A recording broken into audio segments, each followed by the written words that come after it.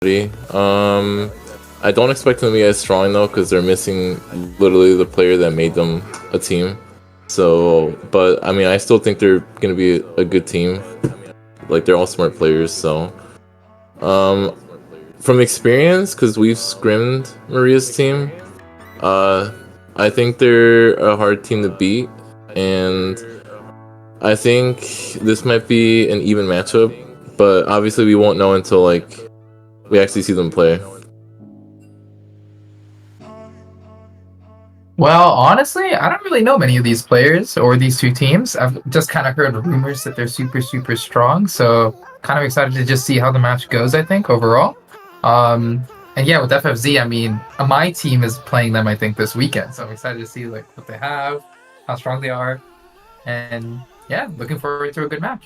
All right, we do have it FFZ coming out strong with the Viego ban, and it's followed by Seraphine. So you mentioned that the team that made them isn't there anymore. You're bad. So what do you think they need to focus on, or where do you think that they need to put their focus on now that that member is no longer with them? Probably Zerathai. I think he's a really good player. You probably just play around Zerathai. He's always been consistent every time I go against him.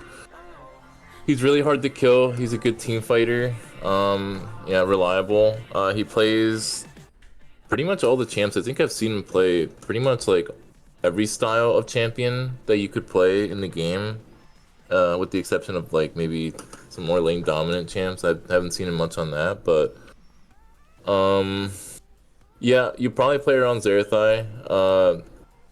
That's pretty much it. I don't think, if I remember correctly, I think Relish and the mid laner, I think they're more like role players from what I remember. So, which is a good thing, right? If you're gonna focus one person on your team to get fed, you don't want like a million carries. You want like maybe one or two carries, and then everyone else is a role player Yeah. to kind of, yeah. All right, all right. We do have a Briar and Belveth ban coming out of FFC, so their full focus has been put onto jungle bans targeting Nuke's champion pool. Whereas Maria's has actually put their full focus on bot. The Seraphine and Ziggs, both things that Zerathai plays, and the Nautilus and Seraphine that Mad Chef can play. So we do have some very clear focuses for both teams. We do have a Soraka first pick. How do you guys feel about that? I don't really think Soraka Oh, I blind know. picking is not the strongest thing in the game, especially with champions like Rel, Rakan. But maybe with the new meta, because we did just have a huge patch update with the jungle, maybe things are gonna get flipped on their heads. You could just play Blitzcrank. Like I mean, I think if you want to blind something, okay, I don't know why they picked Ezreal, because now you're picking poke into sustain, so that's kind of weird.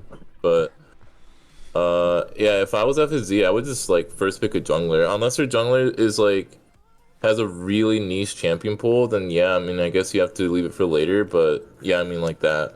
If you're gonna pick Maokai, just pick it first rather than Soraka, right? Yeah. But I mean, the other team is literally like picking poke into Soraka though, so I mean, we'll see what they continue with. We'll see how this draft goes.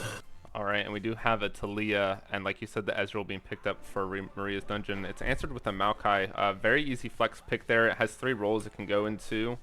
Um, well, I guess the Soraka kind of eliminates that from going support, but it can go jungle and top.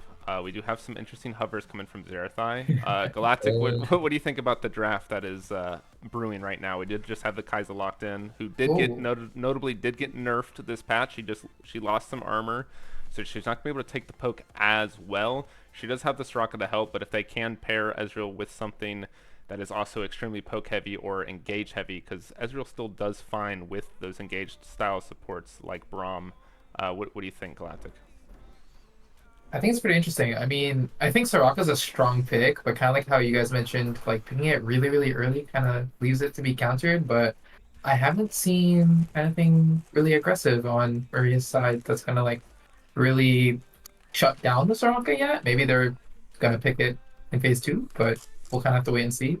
But so far, I mean, powerful ultis on Maria's side, and FFZ has a really good like pseudo front to back kind of lineup that like brings a lot of space in team fights with the Maokai. So yeah, interesting to see what happens later. All right, and I we would do. like to. Oh, go ahead. Oh, sorry. Go ahead. I would. I mean, I hope here the Kaisa goes the AP build, right? Because if you go the AP build here, you can actually outrange like the Tilia and the Ezreal and the Shen here. And if they don't pick sustain on the other team, then it just turns into like if you go at objective and you set up correctly, you can use like choke points to poke out with Kaisa W, or like if you're just in like a little stalemate where you're just, both teams are looking at each other across like the river and a dragon, just like Kaisa press W. So I hope to see that, right? And there's a lot of setup too. The Yeah, W, right? There's Maokai R. Maokai is really good into their team because like Ezreal and Talia for the most part are probably gonna get hit if someone's not tanking. Yeah. They do have to be careful though, because if they do go with the Kai'Sa build, if they don't lock in any AD source of Because MD's damage, kind of lacking a little bit of like damage than Talia. yeah. We do have a Shin picked up for Maria's Dungeon, followed by two top lane focused bans, taking away those AD threats that FFC can potentially pick if they do decide to go the Kai'Sa AP build. Followed by a Karma and Nocturne ban. Blitzcrank did just get picked up though, notably a very strong counter into Soraka if he can hit those hooks. Very hard for Soraka to get away from that. Not necessarily the best pairing with Ezreal, but Ezreal still does have a lot of damage output with his Qs, and if he does go press the attack, their burst goes up even higher. So their lane isn't quite doomed. Yeah, the Blitzcrank is pretty decent here. You're gonna need to land it on like the perfect people though. You're not gonna want to hook like Maokai Maokai. into your team. Yeah, Yeah. Wait, what's this Morgana hover? Oh, Heimerdinger hover? Is this gonna happen for real? that'd be epic. I mean, it would like allow a lot of shove, right? Like it makes it so it's like a bit of a deterrent to gank him, and like you won't have the ability to shove him. And okay, it's gonna be a Malphite mid. So that is a Malphite mid. I'm curious if they're going to do the full AP, like burst Malphite, which would be very I wouldn't interesting. do that. That would be a I very would go interesting full tank. concept to do. I mean, they have a lot of tank, right? Like I mean, I guess they're just really all in on like trying to kill the Tilly and Ezreal, right? They have a really easy like lockdown with the Camille. It's guaranteed. And I guess if you lock that in with a Malphite, it says Camille R into Malphite R, right? Uh, and it covers up like okay, yeah, look at that, Silas. They Now, probably should have banned that if they were gonna do that. that is a pretty nasty pickup for the side of Maria's Dungeon. There are Yeah, 4 extremely powerful ults Silas could be taking this game. Most notably being Malphites and Maokai's very good engage tools, and both those abilities scale very well with the full AP style that Silas does go. So that is a great pickup for Maria's Dungeon. Agreed. Well, okay, so I'm gonna ask you both, like, who do you think like won the draft overall? There's like obviously like there are certain like characteristics of like each comp that are like pretty good against the other, but like overall, who would you say like won draft, Frost and Galactic? I'm gonna personally go with FFZ. I know that in Maria's Dungeon did get some pretty big picks against FFZ that are gonna be very useful in their long-term goals of trying to end this game. But if Blitzcrank doesn't hit the right targets, or he hits someone that is not who you want to hit, like the Malphite or the Maokai, it can really really screw these fights over for Maria's Dungeon, and that can really spell the end for them. yeah, I It's, kind of agree, honestly. I think for Maria's team, if they're able to like play around maybe the Blitzcrank hook and like set up some really good picks, or maybe even get the Silas ahead with Shen, it's gonna be really hard to shut him down. But overall, FFZ is just like standard front to back, really good engage ultis. Like it's really easy to play, and then also just having a Soraka on top of that to like keep all your tanks and bruisers alive. That seems like a really easy comp to execute. So I'm kind of leaning towards FFC. Another thing, Um, um, mhm. another thing I would want to take a look at is, which we won't know until we get in a game, is the build that Kaisa does decide to go. She does have 3 notable Yeah, builds, all of which can really change the flow of this game. She has her lethality poke build, she has her full AP poke build, and then she has her sustained damage crit on hit build. So, based off what Kaisa does do, can really change the tempo of this game, and really how strong FFC will be. definitely. Agreed, yeah. Yeah, I think FFZ won the draft for the most part, but I will say, uh, they do lack like the firepower though, and like in terms of like individual skill, Maria's Dungeon does have the better players in my opinion. So it's gonna really come like even if you have the draft gap, if you can't execute the draft correctly, then it doesn't really matter, right? In the end, so they're gonna have to like do well, uh, and they're gonna have to do like a good job of like playing the draft out. Because if they don't, they're gonna get like run over. They're gonna. So I think some things to look out for this game is whether or not like they can punish the Talia. I mean, I know Nukes personally, like the way he plays. He's like very aggressive. He takes like a lot of fights and he always tries to push his limits. So if you can push that, if you can punish that, like there's a very clear like way of winning this game, right? Um, but if he gets ahead and his team really does a good job of playing around that aggression, he will push his limits and you'll just win the game, like straight up. Yeah, So something I didn't notice actually now that we're seeing that the draft going through, that is a Xylus jungle. That is not a Talia jungle where I thought it was gonna be the other way around. So now okay. Xylus is gonna have full access to all these ultimates as soon as he hits level 6 just by going to the lane for a potential gank. He's not just restricted down into his mid lane presence until they open it up into team fights. And Whoa. is that a Malphite support? Yeah, There's no way. there's no way. It has to be Soraka support, right? Are they maybe lane switching or? Yeah. The Silas and Talia did lane swap, so that is actually gonna be a Silas mid. But Yeah. we do have something a little bit unprecedented. If that is a Malphite support, how do you guys feel about this mid lane matchup between Soraka and Silas? And now that Blitzcrank doesn't have the easy target to hit with his hooks. I mean, you're gonna have absolutely zero prio. Like Maokai Soraka does literally nothing. The Talia will walk into the Maokai's jungle uncontested with the Silas alongside every single time. I think if you do that, it's like terrible. You have literally no mid jungle presence. Like you're just gonna get shoved in a Soraka. And I will say the Soraka, I've seen mid lane Soraka win games many times, but it takes a while for that to happen. And you usually pair it up with like a really strong jungle, right? Like you just spam W on on a skirmishing jungler, and you help them push their limits, right? Yeah. Yeah. But Maokai doesn't really provide that skirmish heavy No, look he's that not. you're going for. He's like a facilitator for skirmishes, but he doesn't want to be like the one literally carrying the skirmish, right? He's gonna help someone else carry, Yeah. and so is Soraka. So it's like, who's gonna do the skirmishing here in the mid jungle? Nobody. All right. Any final comments from you, Galactic? I think my one small concern, thinking back on like the Kaisa builds, I remember we were talking about how like AP Kaisa would be really good, and I kind of agree. But then also like looking at their team, I'm like their only AD damage is Camille if Kaisa does choose to go AP, in which case like I feel like they're gonna be lacking a lot of firepower early on in the game. So yeah, I'm really curious to see how this Kaisa builds too into this game. All right. Well, we're going to swing it off to a break. We will be right back with you guys once the Rift has loaded. Don't go anywhere.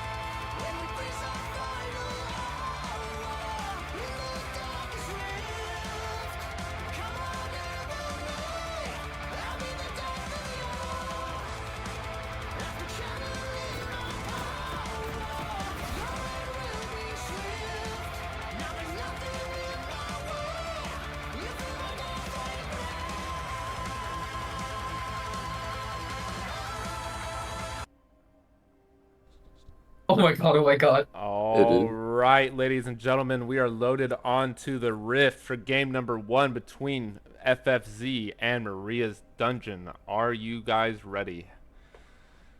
Yep. All All We're right. right. ready. 3, 2, 1, go. 11, 12, Yep. 13. All right. All right. So some important summoner spells to look out for in this game because they have a lot of engage on the side of FFZ. So, oh, we got to pause. It looks like mid DC. Well, it doesn't matter. We can still talk about the game. So basically, so you got a Malphite ult and you got Maokai ult and you have the Camille ult. So those are 3 ultimate cooldowns that you always want to keep your eyes on when the enemy carries, which are Talia and Ezreal, don't have like their summoner spells. Specifically the Talia, right? Because she's immobile. Essentially, having Malphite on your team means like instant like engage on the Talia whenever you feel like it, assuming she doesn't have flash or Zanya's, right? So those are like really big cooldowns to look out for. The Talia flash, cooldowns in terms of abilities, for Camille, Maokai, Malphite, and then obviously for Sylas as well, because they picked the Sylas specifically to take one of the major ultimates on the other side. Yeah. Did it freeze at 28 seconds for you Yeah, guys? Okay. yeah, Just, Yep. just making Yep. sure. Um, yeah. So another thing to take a look at, we do have a Guardian coming out of Soraka, which is a very interesting pickup, I think. When you're kind of isolated in that mid lane matchup, you're not going to really ever proc that unless you're looking for these jungle fights. But I don't think Maokai and Soraka are 2 champions that are really looking for the 2v2. Yeah, no. Ooh, It's they're kind of gripping out. strange. Honestly, just play for lane at that point, right? Like an Airy or Comet maybe to lane, Yeah, right? we do have an Look at this invade. little, yeah, this little group huddle right here. They see it though. Past Wonder their what's gonna ward. happen here. The Malphite is out like by himself, and they're gonna run into him. They know though. Like Malphite should Malphite should know. totally know. Yeah. All There he right. Okay. is walking away. Luckily, Blitzcrank wasn't leading the charge there. A Oh, nice wait. E by the Whoa. Xylus over the wall. The Oh, Blitzcrank might flash. Shaggy. It does connect the hook, and that's first blood Wow. going over to Blitzcrank. Very well played there by XPO. He read that Malphite like a book.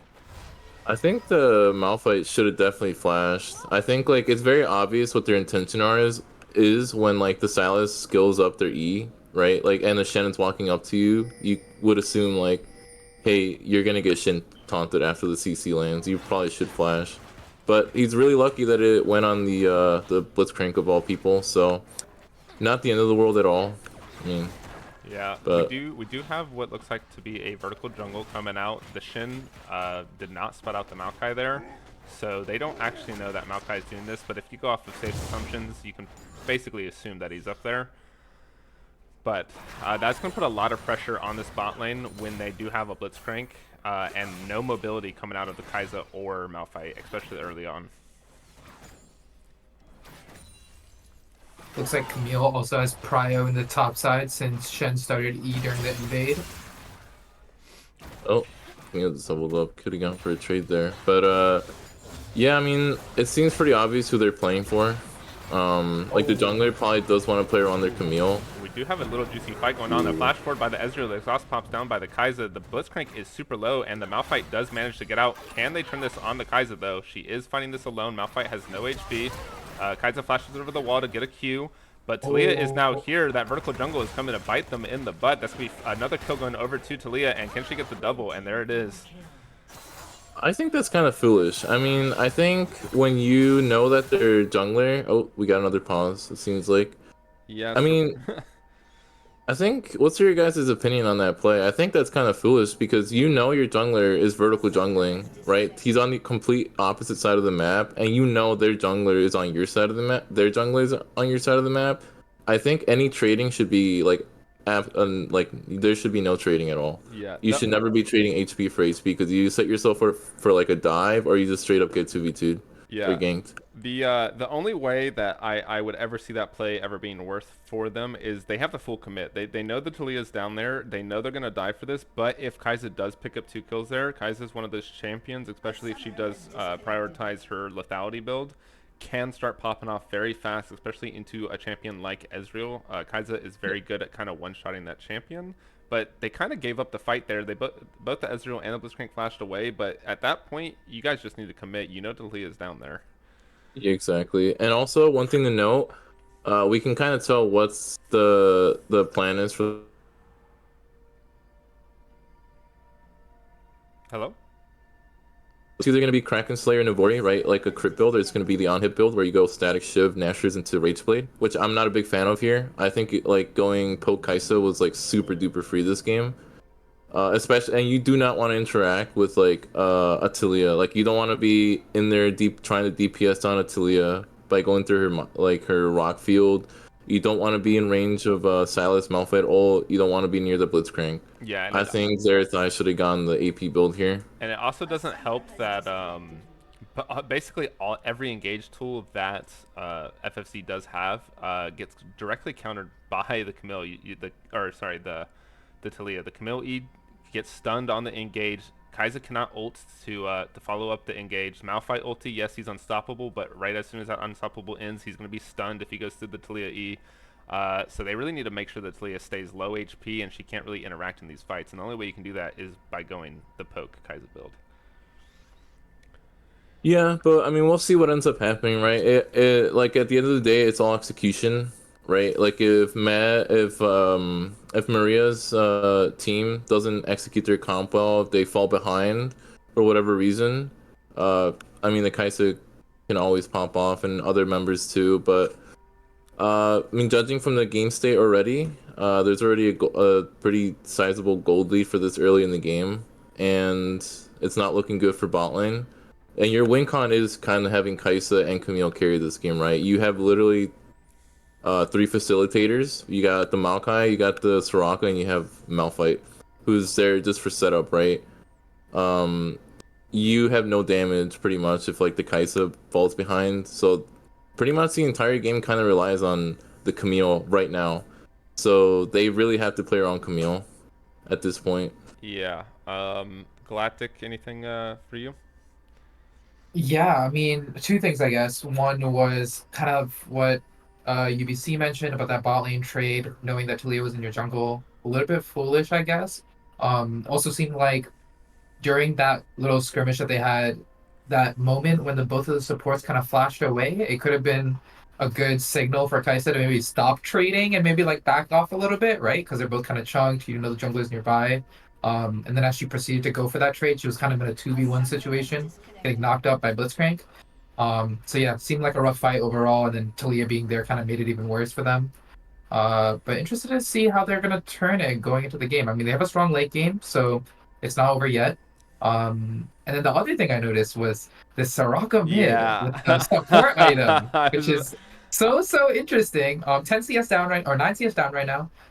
Hopefully it's going okay for her and she's gonna put that support item to use, but we'll see. I don't know. What do you guys think about that? Um, yeah, I did notice that. I was gonna point that out if no one did. It sounds like they're trying to do a funnel strat here, which would be pretty interesting because Maokai is not exactly the guy you want to be funneling into. But Yeah. Maokai decided to go with Red Smite here, and maybe with the new patch, maybe that they're trying to and the longer clear times it takes to actually get through these camps now because the camps HP did get buffed. Maybe they're looking to put more gold onto something like Maokai. And yes, Maokai is traditionally a tank, but that does not rule out the AP builds that Maokai can do, and those AP builds with the Saprolines can actually do a lot of damage if you can play it right and keep vision control. So I'm kind I of agree. curious if they're gonna try to do something like that. And They could. I do apologize for the pause for all of the people that are watching. The mid lane Soraka, as we saw based off the chat, has been having super high ping, so they're going to do a PC reset and see if that does fix their issue. So we will be a little Ooh. bit in this pause, just a little bit longer. But go ahead, you're bad. Yeah, I mean, I get what you're saying with the AP build. I still think it would have been way better to just lock in a straight up carry, right? But that also goes back to like, can your jungler play that style and like those champions? If the answer is no, then I think you just go for something else, right? Like, I I really am not a fan of this. Like, if you wanted to pick Soraka mid, you needed to pick like a skirmishing jungler that just wants to like duke it out, like a Xin Zhao or something, something that's just gonna see anything move and just go in, Yeah, right? we are officially back in the game. Is it The frozen for you? Yeah, so the reason No. why it's freezing like this is when pauses do happen, our timer is still clicking forward, which means that we have to hit that 3-minute delay before the broadcast continues to go forward. So that's why we have this little freeze here at 2:53. But Okay. but yeah, no, things are definitely very interesting for the side of FFZ. Maybe they have some hidden tech that we don't know about, and then we're about to see. But it's just very interesting, like you said, to be doing that with a Maokai and not something that is very skirmish heavy, like the Zinzao or even a Hecarim for that instance. Yeah, like a Hecarim would have been good. Like a Hecarim literally wants to stay in a fight and just keep pressing Q, and like having a Soraka with that is like you're just making that way easier. But unfortunately, they don't have that. They have a Maokai, so they're just gonna have to make it work. Let's see. Yeah, I mean the gold lead's it's like it's a pretty significant gold lead for this early on, but I mean 3 kills is not the end of the world, but you just have to keep in mind that it is on their best player on like Maria's team, so Yeah. if you can shut the person down, if you can shut down the player, then like no biggie. And if you can get it on like the shutdown on an important person, then even better. But I mean, just make sure it doesn't snowball out of control. Yeah. And like I said, I know this player a lot. They're very active. They really do push their limits. So expect Nukes to really be in their face this game with this lead. Yeah, and we also can't rule out the fact that even though this Rocket does have the Spell Thief's first item, that could have always been a mistake buy, which would be absolutely detrimental for the side of FFC because she is going to have to sell that and replace it, which she just did. So, yeah, she did end up picking up a tier, so it looks like that was a mistake buy. Maybe the auto buy system thought she was support, but in reality she wasn't. It could be. I mean, if that was the case, that's just catastrophic. Let's just hope that it was planned and not an accident. Oh, looks like Talia is going into the jungle. Yeah, we do have a little invade here for on the Maokai. The Talia is going to try to start this up. No one is moving right now. The Silas has left mid lane, but he's just started to back, so he won't be able to get here in time. And Maokai should be able to walk out. There is a hook onto the Malphite, and it does go wide. And other than that, it looks like it's just... Yeah, just like some little quick trades. Malphite is very low, and there has to be some caution here with Talia being down here, but they also do have the Maokai, but both his champions are very low. I think you should pressure here. I think if you're mad, or I think if you're Maria, like look at this. Yeah, this is good. Like if you can pressure the Maokai, shove them under tower. Yeah, a nice hook onto the Malphite, and the Malphite dies 2 in defiance while the Talia is constantly invading the Maokai. And there is a nice little engage going onto the Soraka. Soraka is too low to move. Something that some of my jungle buddies have mentioned with the new patch is stealing Krugs, especially on the second clear, is extremely valuable because of the amount of XP that they give now versus the other camps. So good on Nukes for taking that away, and it's really going to set Coach Ray behind a lot. And this is going to be just a solo kill on Nukes onto the Maokai. Maokai could not dodge the skill shots. But now Nukes is pretty deep. A Shin ulti does go down with an engage happening mid lane. Nukes is in there deep with the Shin taunt going onto the Malphite. Oh, so Malphite, if he can get into Q range, a nice Q there by the Malphite to get the trade kill. All right, well, for both of you, what are your opinions on the game now? Do you think it's I think it's pretty much lost now. I mean, I agree. Yeah, at a 4K gold lead at 6 minutes. Quite possibly on track to be our largest gold lead in the smallest amount of time. The current record holder for this season is Elysium Terra in their game versus BBC. So we're about to see if Maria's Dungeon can actually break that open.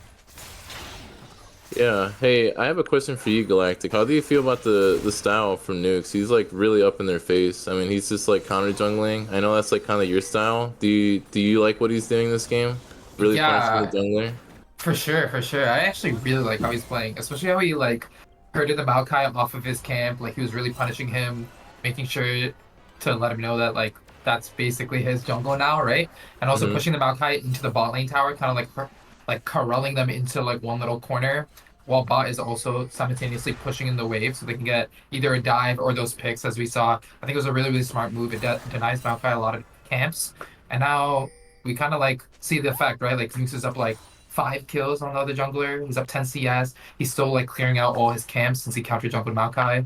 And it seems like the gap is just getting even bigger. Yeah, and Galactic, I got another question for you. With you being the jungler, how do you feel about these jungle changes? Especially, in my opinion, invades are a lot more valuable now just because of how healthy camps can get, and if you fall behind, that HP is even harder to shred through. So how do you feel about the path going forward for invade-heavy style junglers in this I think current patch? yeah, I think it's pretty interesting actually. I We think do the meta's have, gonna shift. hold on one second. We do have an Ooh. engage onto the Kaiser. The Kaiser did get nicked by that hook, and she is going to get flashed on by XPO to complete the kill. Oh, Silas rotated. Yeah, very nice roam there. Wow. Just set up the dive now. Yeah, we do have a dive here. The Malphite ulti has been picked up by Silas. Silas does connect the E onto the Malphite, and that is going to be a dead Malphite to XPO and Ezreal. All right, now that that's all done, continue Galactic. Yeah, the jungle changes, I think they're really, really interesting. I definitely think the jungle meta is going to be shifting a lot. It seems like more of the power is going to like the laner's hands with like also like the Doran blade, the Doran item changes as well. It seems like laners are stronger. We do have another fight happening in mid lane. A nice flank by the Blitzcrank, and the Blitzcrank hook does connect, and that is another kill going over to XPO. Oh my god, this game's a massacre. The amount of blood being shedded is just Yeah. They're doing a really good job. The Silas, the Talia, like roaming around, really pushing their lead, trying to make sure they can get everything as possible. Yeah. This is really impressive. All right. I mean, it's 9 minutes. It's already like 6K gold lead. Yeah. Absolutely massive right now. And we do have a nice little flank happening here. The Talia wall does go down, cuts both of the champions off. Two-shot barrage connects onto both, and that's going to be a double or a kill going over to Talia and Ezreal. Very well played. These ganks are starting to get a little bit out of control, and if FFZ doesn't clean up a little bit, it's going to be very dangerous for both these, or for this team. Wait. Oh, we had a DC. Hold up. I think that was a DC in the mid, and that is going to be an. Oh no! Oh, a nice flash forward and a nice outplay by the Shin, but this should be him dead to the Maokai here. I don't think he's going to be able to get away. He might. Maria, come on! You can... Oh, she's out. A nice dodge by Maria. Oh, the sapling. The sapling does get the slow flash forward by the Maokai. Can Malphite complete the kill here? Good block. Good block. Yeah, that was a good kill. Good kill. She almost had that. That was really well played, almost. Yeah, I think this game's over. But I mean, there's always a chance for throws, but I'm very confident that Maria's team has this in the bag for sure. I mean, they're just in general have like they have a lot more coordination, right? I mean, you see the jungle support duo, like we're seeing it right here. There's a play going on top. Yeah, nice knock up here onto the Camille. Blitzcrank is holding the hook, waiting for the Camille to E. A nice knock into the Talia E. The Camille E does get her out though. But does get sniped by those abilities. Zereth got a good chunk on in Defiance, so they okay, if I was Nice flash forward by the Maokai and the ultimate by both those champions. Does secure the kill onto the Malphite. Sadly, that shutdown does not go over to Zerathai, but XPO is here. XPO did pick up Zerathai's ultimate. Can he get in range to connect anything? If he connects anything, he gets the passive. Oh no, it has to be an auto attack. But it seems like he's wrapping around though. He might continue the play if he. Oh, he's gonna continue it. Yeah. I think he can go for it. He's gonna stop Zerathai's back. He's definitely strong enough. The Soraka ulti does go down. The E connects onto Kai'Sa with the Kai'Sa ulti being used by XPO to give him the shield for the dive. It's a good dive. Yeah. Good use of the ulti to like dash out of turret range too. All right, Maria could be in a little bit of danger. They are making a play mid lane, but it just shows back off. Soraka flashes the Blitzcrank hook. Very well played there. Whew. There's a lot of action going on here being led by Maria's dungeon. It is absolutely a bloodbath. The nukes does connect the E and the W onto the Soraka. Can Soraka get away? Ooh, nice. Oh, the hook does connect onto the Soraka, and that's going to be a kill going over to nukes. Yeah, I mean, like I said, Maria's team, their main player is their jungler, Nukes, and it seems like he goes anywhere, he gets what he wants, and that's how they kind of win games, so... That is going to be first power going over to Nuke's solo gold, so a lot of money going right into Nuke's pocket. He did pick up the Magi Soul Stealer, already at 10 stacks. We do have a little bit of a dive by just Relish, but he's going to get counter-ganked by XPO, and that's going to be a kill going over to XPO. Just seems like Maria's dungeon is reading every single play that FFC is trying to do and absolutely tearing it up on the Rift.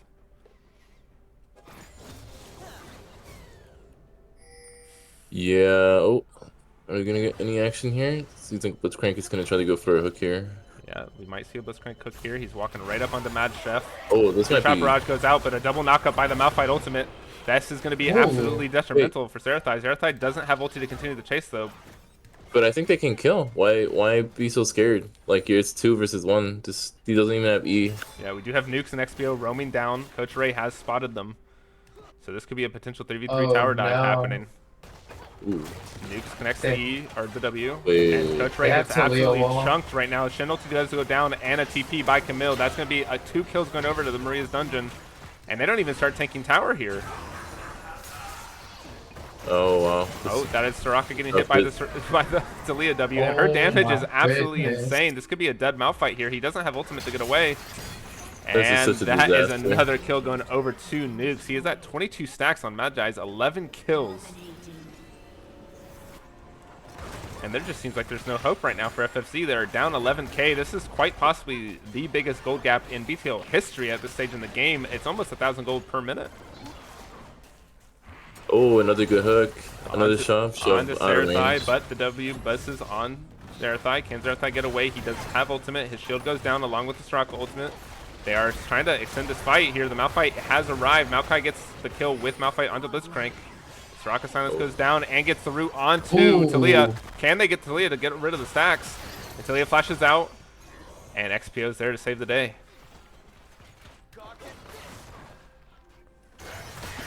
Yeah, like FFZ just don't have the stats. Oh wait, is he gonna go for the dive? Oh, a nice oh Malphite man, that ult looks picked up here. aggressive. And Talia's here. Nice ultimate onto the Soraka. That's going to be instantly topped there. XPO does die to the tower. A nice 1,000 gold shutdown going over to Zerathai. A 2 for 1. And there's still potential for dives happening in the spot lane. Zerathai might be in a little bit of danger here. Camille has definitely been farming pretty consistently. Yeah. Yeah. But I don't The think matchup goes perfectly. I don't think it's enough though, sadly. Yeah. Camille fighting a champion like Talia, not exactly a favorable matchup for the Camille. No, definitely not. But I mean, it is a point of pressure. Like technically, they could. I mean, I think like that's what should have happened this game. Is if you wanted to win this game, you really needed to just hard commit on top. You needed to just like say, okay, we lost mid. Like we're just gonna sit mid AFK for no reason. No, I think you just like go with your jungler top and you just like keep trying to mess with the Shen, get the Shen killed. You have the resources to just really baby and play around the top lane Camille, but they didn't really do that, right? I think like FFZ didn't really come in with a plan this game. You can tell by the draft from Maria's team is their clear plan is like let Nukes do whatever the hell he wants. Like he wants to go in the jungle, cool. You have Shenar, you have like you have Salas right behind them. Like they have a clear plan. FFZ, it seems to me like they just locked in random champs and just said like, let's hope we win. Yeah. Like the draft is just abysmal, I think. But, you know, it is what it is. It is only game 1. They do have a chance at redemption. Camille is going forward onto the Ezreal. Does not connect to E, but might ults the Blitzcrank instead here. That's Maokai ult going down. A nice root with the silence onto Blitzcrank, and that's going to be a Blitzcrank dead over to Camille. Very well played there by Just Relish. I feel like Just Relish could have went onto Ezreal there, but at least they got the kill. Yeah, I mean, you're seeing like the ability of like FFZ's team. Like they can kill. Yeah, see, like they can kill the enemy team. Malphite ulted a Shen ultimate to here protect the Ezreal, and Ezreal's going to die to Camille. The Shen can't make it though because of the TP getting canceled. And that's going to be a flash forward by Soraka to get out of Nukes' range. Nukes is still sitting at 25 stacks. Can they make a play here onto Nukes? Nukes does start the fight on Coach Ray and absolutely obliterates Coach Ray's health, and the smite completes the kill. Guys is going forward onto Nukes. Nukes does pop the hourglass while the Soraka dies and has another kill over to Nukes. That's so sad. One auto attack away from proccing Kaisa passive, but she autoed the ward twice. It was so close. Good stopwatch from Talia. Yeah, it was a good stopwatch. Yeah, very well played. Yeah. Wow. As usual, playing on the edge.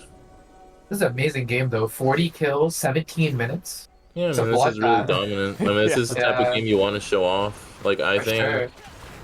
I mean, in my opinion, I think Maria's team, I think, is most likely the best team, like, out of all the others, in my opinion. just judging from like the players they have, right, and how they come together as one. Like I think they got like good role players and they have like good carry players, and I think like this is what you want to show if like you want to be the best. Yeah, I wouldn't. I don't know about giving them the best role. I wouldn't sleep on Elysium Terra. They did come out super strong. They are a fresh face for us to see in BTL. And if FFC doesn't step up their game a little bit, I don't ever see FFC being a particularly strong team. So it's really hard to gauge Maria's team strength just based off of an FFC game here. They do get the kill onto Camille with the Talia. And I'm not saying that Maria's team is bad. I know these players just as well. They are great players, and they've always been playing together. This is a fight going on to the Maokai. XPO has to pop Hourglass. Maokai is dead to XPO. A two-shot barrage goes out, does connect the kill onto the Malphite, and a flash forward by the Blitzcrank to get the knock-up onto Kai'Sa, and that's going to be a double kill going over to XPO. Can they chase for the Soraka? Blitzcrank is looking. Talia's wall has got her in range, but it looks like they're just going to commit for this tier 2. Wow, Ooh, XPO just died to the tower. Ooh. That was funny. That was a little bit tragic there. That's a mistake right there. That's funny. It's fine though. Like literally, they would have to do that like 40 more times for anything significant to happen.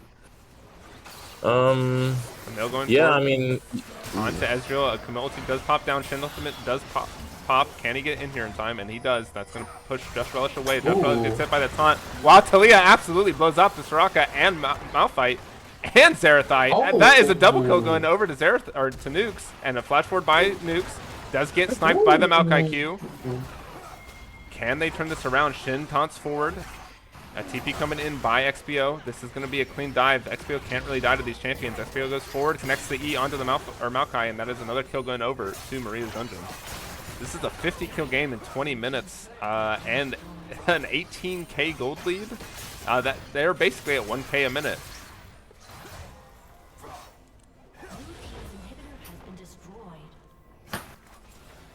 Might be a game-ending push. A nice hook onto the Malphite. That's taunt forward. Malphite gets at CC chained, and that is going to be a dead Malphite.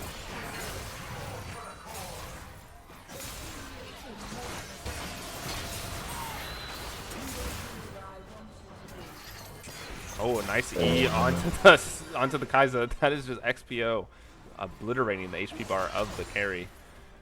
Talia and Silas here absolutely fed out of their mind. They both have Magi Soul Stealer, both basically teetering-tottering between max stacks and 15. That's going to be Coach Ray's ultimate going out. Two-shot barrage connects onto 3. Can they commit the kill onto the Camille? The Camille gets to get hooked. A Malphite ult forward. That's going to be a dead Camille to Silas. As Joel ease forward, he's playing super aggressive right now. He doesn't fear anyone. He has the team to back him up. XPO ease forward. Doesn't connect, though. They're overextending here for sure. That's Zerathite getting a nice W onto Ezreal. Can he look for anything? They're all low.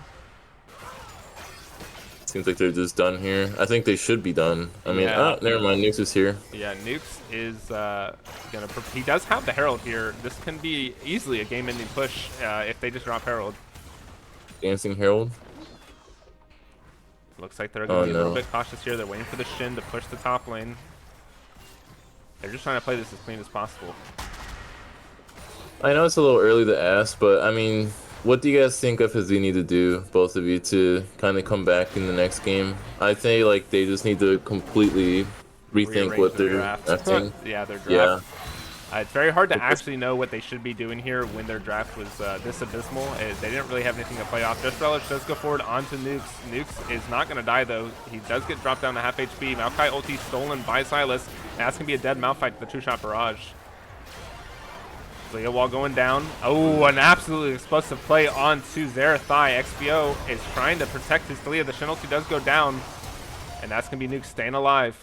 Oh. This should be a game. This should be game right here. I don't think FFC can do anything to stop this. The only Soraka's alive. Yeah. Galactic, what do you think they should do to like what they need to change to win the next game if they are to win? Honestly, I think one of the issues that caused them to lose this match might have been like the mid laners like pick plus like the disconnection issues. Like seemed like the mid presence just wasn't there for FFC.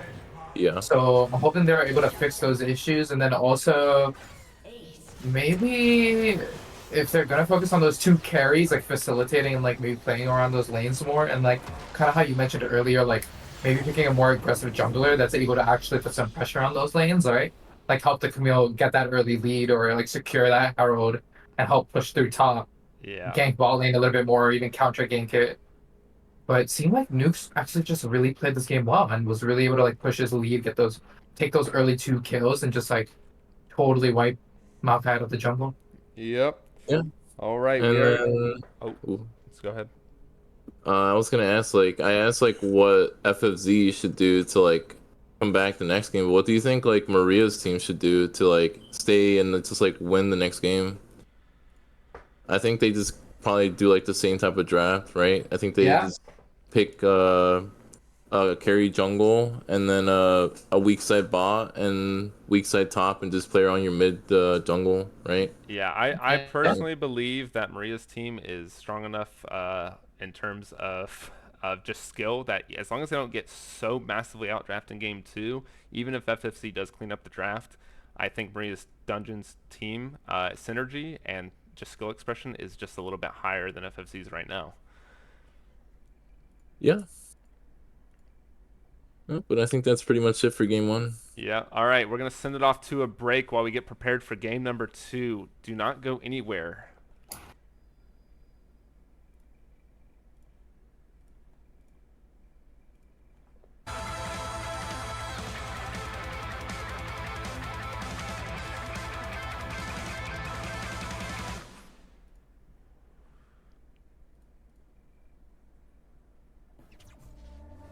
Back from the dead.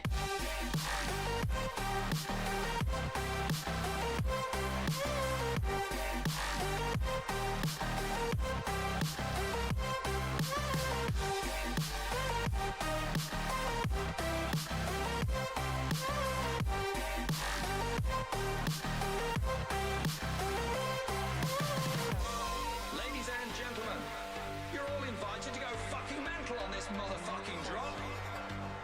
The countdown has just begun. Are you ready?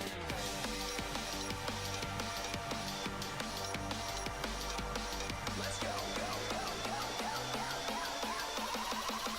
Now we're back from the dead.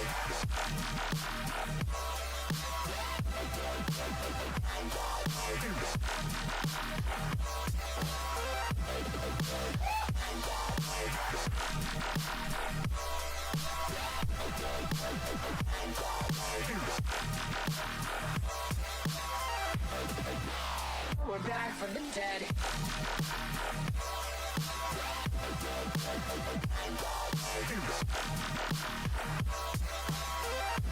Hell yeah.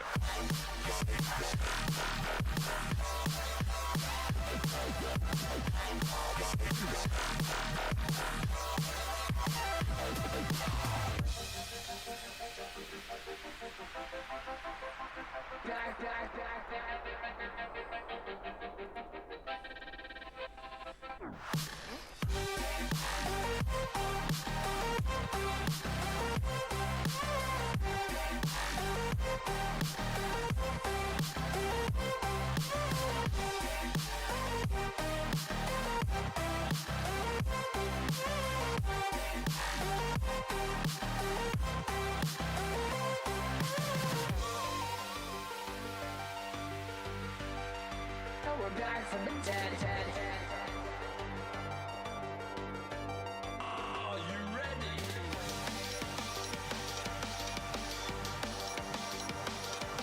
Let's go. Back from the dead.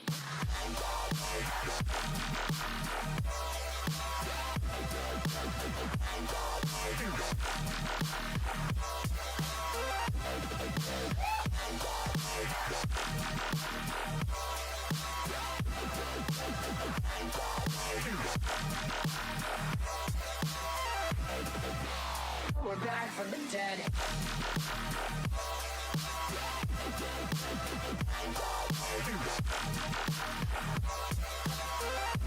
Hell yeah.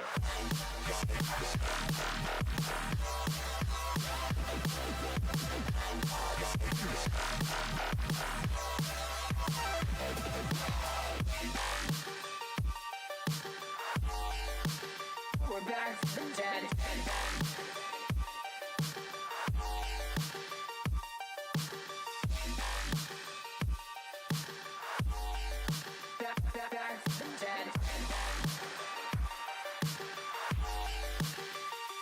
from the dead.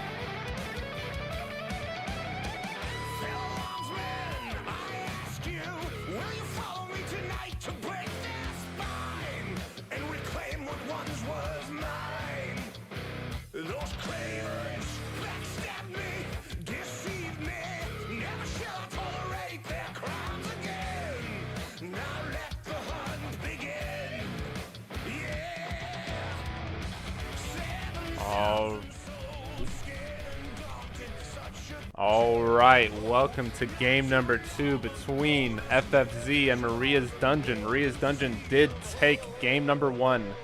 I am still joined by Urbadconnection and Galactic Emperor, sorry. And we are about to get into draft of game number 2. Whew. I need to turn. There we go. Alright. Awesome. So a Seraphim ban from the side of Maria's. Okay, Talia ban wise. It's actually it can be flexed around too, so they have to keep that in mind. Yeah, so good respect bans coming out of FFC. Already seen a positive change for the draft with the first ban coming through. And once again, Maria's Dungeon focused on that bot side a lot, trying to keep Zerathai off of anything that he can comfortably play. Okay, Ziggs. That's a good ban. We all know Zerathai only likes to play Ezreal and Ziggs because he doesn't, want to interact with the enemy bot lane. Don't forget about Karthus. Come on. Ziggs also got those recent buffs, right? They buffed his like Q hitbox, so he's probably pretty strong right now too. Yeah. Okay, so we got a Shen first pick. So already showing signs that they're already like trying to play around somebody, right? Weak side top. I think that's good by Maria's Dungeon to do, just because they already know that Maria historically has been more of the supportive style of a player. So picking up a Shin early is not detrimental to them. Yes, Shin does have some counter lanes, but in the end of the day, the Shin is all that you really care about. Yeah. Okay, so we got a Nocturne, so there's already proactivity, right? Like, last time they had proactivity, but they didn't have anything behind it. So I'm hoping that this time around they draft in such a way where they can actually use their champions, right? So let's see, we got the Nocturne, they get another pick here. Let's see what it is. Seems like an Ezreal. hugger. Oh, who saw that coming? Whoa, dude. Who saw that coming? Okay. Again, Ezreal, not the worst pick. Still a very strong AD carry, even with the new patch coming in. Doesn't have necessarily the greatest follow-up, especially on something like the Nocturne ulti, but does provide a lot of front-to-back capabilities. And Nocturne is kind of one of those champions that is very good at just going in by himself, getting a kill, and then dying. But as long as he's killing a carry, that's all he's really cares about as well. Yeah, I mean, Ezreal's really strong right now, and it's good that Zerathai is actually an Ezreal player, because I think, personally, I think he's a good Ezreal player, and I respect him a lot for that. I think you just need to pair it with something that's, like, can make it lane dominant, right? Like, you can pick a Karma, you can pick, like, a Nautilus, and it actually makes, like, Ezreal potent in lane. I also want to see FFZ pick damage alongside Ezreal, right? Like, you don't want just Nocturne Ezreal. That's not going to kill anyone, right? So I want to see, like, a mid laner, like a hyper carry mid laner, right? You got your mid game and Ezreal and Nocturne. I want to see a late game carry in the mid lane. Or you could be, maybe if you're flexible enough, you put the late game carry on, like, top lane. Depending on, like, the good play. Camille is the pick exactly that you're looking for. Like you were saying, Camille is very good at going in with Nocturne, a nice source of damage. Basically has Cho'Gath ulti on her Q. Exactly. On Maria's dungeon side, they did pick up the Orianna and Kai'Sa. Kai'Sa's notably very good into champions like Ezreal, but the Camille can make it a little bit challenging for her. And the Orianna pickup, I'm kind of interested in this Orianna pickup because they don't have anything to pair with Orianna's ball right now, something like a Jarvan. So FFZ could possibly look to take away champions that are able to easily get on top of multiple members of FFZ. Yeah, but I'm just glad that I'm seeing an identity finally from FFZ, right? Like the last draft had no identity. This one has a very clear identity. So now it's like, how do you build? Do the last two additional components of the team comp like synergize well? Because this could like make or break like this game, right? These last two picks are gonna be critical, right? On like how their team comp ends up like operating. So we'll see. Okay, they're banning out a lot of engage here. Yeah, they all 5 bans of FFC have been targeted towards nukes. They notably did take away the Jarvan, a very nice keystone piece for the Orianna combo. Not to say that there aren't other junglers and other champions that can do what Jarvan can, but Jarvan, in my opinion, has probably the easiest time with his Cataclysm and with his EQ flag and drag for Orianna to combo with. You know what I'd like to see here from Maria's dungeon? I'd like to see Kindred. Because you can survive an initial engage if they didn't ban Kindred, and I know Nukes plays Kindred, and he's known to be a Kindred player. I actually want to see Maria's dungeon, or that's their name, right? Maria's. Yeah. Maria's dungeon. I want to see them locking Kindred here. Like, see, there's an Annie too. If you're good with the Kindred art, you can negate like a one shot from herself or someone else on your team. Yeah. Right. And I think that's what might come out here. I really would not be surprised if they lock in Kindred here. Very interesting pickup on the Annie. Not a champion we see a lot of. That can be flex mid or support. I've seen it more mid lately than anything though. It would be very interesting to see an Annie paired with a champion like Ezreal.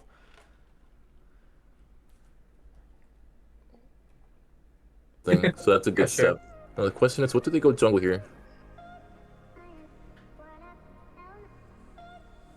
They're just being locked in. I don't. That would be easy. I feel like they're gonna go. Thresh? Okay. That's still a decent lane. Yeah, there are a lot of jungle options here. They don't really need anything at this point. They can kind of go whatever they want. Looks like they are hovering the Xin Zhao. Xin Zhao is one of those champions that can get in like the Jarvan. He doesn't have the easiest time in the world, but once he does get in, he can stick on top of people very easily. Yeah, for sure. So they do have to be wary of the anti-synergy between Xin Zhao's ulti and Orianna's ulti, so if they're not careful with that, there might be some misplays coming out of Maria's dungeon. Renata would be such a cool pick. Renata would be a very powerful pick here. It is picked up here. It's this is going to be a very interesting game. I like what FFZ has done. They really have cleaned up the draft here. There's a lot of areas that they can play off now, and it's not just so full focus on the top or AD carry. Yeah, I mean, I think it's way better than last draft. I mean, they have a clear identity. They have two champions that help lock someone down that you really want to kill. They have follow-up from Ezreal. They got like engaged from like Flash, Annie, R from Annie. And if they really need to, they have like the get out of jail free card, which is Renata ult, right? Like things just don't go well. Like your engages boss. Okay, drop the Renata ult and everyone walk out. So yeah. I think it's a lot better than last game. Maria's dungeon has a decent comp too. It's a little hard for them to engage though. It's more like for them, it's literally gonna be like Xin Zhao just jumps on someone and then just starts to fight like that, or like an Oreo ult if people are bunched up on the other side. But that's about it really. So that's the only thing I could think about that's kind of might mess up Maria's dungeon. This game is the lack of like clear engage. But yeah, I think this is going to be a really spicy game. I'm looking forward to it. A lot of changes in draft from last game. Yeah. Really liking FFZ's draft right now. It actually looks so much better than the previous game. And I feel like it'd be pretty hard to be worse than the first game. Yeah, for sure. For sure. My goodness. I feel like this, like, they have everything. Hard engage, CC, disengage, poke, burst. really well thought out draft, I think. Yeah. What do you guys think This is gonna about be- Maria's Dungeons draft? It is a little bit different. They still do have the nice protection that Shin and the support do provide, but they went with a little bit more of a different style in the jungle and the mid. They have a lot less of the go in, go hard, and more of like the kind of like controlling the fight versus just exploding the fight. Yeah, I mean, like I just said, like I said a little bit ago, I think it's fine. They have like ways to the team fight well. It's just like they lack like the clear engage, right? Like the engage is literally like Xin Zhao spears someone and then like jumps onto them, right? Yeah. And then it starts out that way. Maybe like a Shen taunt flash on like a critical target, or Oriana ult on like a critical target, or just like a masked up group of people. That's kind of what they're or a hook from Thresh. Yeah, sadly, That's really all you have. sadly, the easiest target for them to be looking on is the Annie, who isn't exactly the priority target in my opinion, just because once she does get down Tibbers, or even if she gets engaged on with a Tibber stun, it's very hard to actually complete the kill on them if Oriana's ball isn't already prepped onto Xin Zhao, because Nocturne's ultimate does deny vision for Oriana to start moving that ball around freely. But overall, after seeing both drafts, what do you guys think? Who do you guys think won draft? I actually think FFZ won draft this game, straight up. But again, there is like a clear skill gap between both teams. So just because you got the better draft doesn't mean that you're gonna win, right? It all comes on the execution. Yeah. If you can't execute the comp right, and like the opponent is better than you or smarter than you, it doesn't matter. You're gonna lose. So like, but yeah, I do think FFZ won the draft. But Maria's Dungeon, I think, had better hands. So, I think that kind of evens out like the whole difference. So in my opinion, like they got the better draft, but the skill gap I think makes it like more like even. I would say. All right, Galactic. Definitely agree. I'm really, really liking FFC's draft this game. But I definitely want to see how Maria's Dungeon goes about executing their draft. Only because I think they're, as we saw last game, the jungler seems really, really good, really confident in counter jungling, and they do have all this utility based around him, right? Like if he's ever in trouble, Shen ulti comes in, Thresh Knife can get him out. So it seems like he might be going for some harass on the FFC's jungler. So I want to see how the jungle matchup kind of turns out during the game. But yeah, overall, leaning towards FFC's draft for sure. Yeah, we do have a little bit of a mid lane disconnect on the side of FFC, so they are going to try to figure this out. We are going to swing it off to a break until we get back into draft, and then once we do that, we will get back to talking about the game. So don't go anywhere. We will be right back.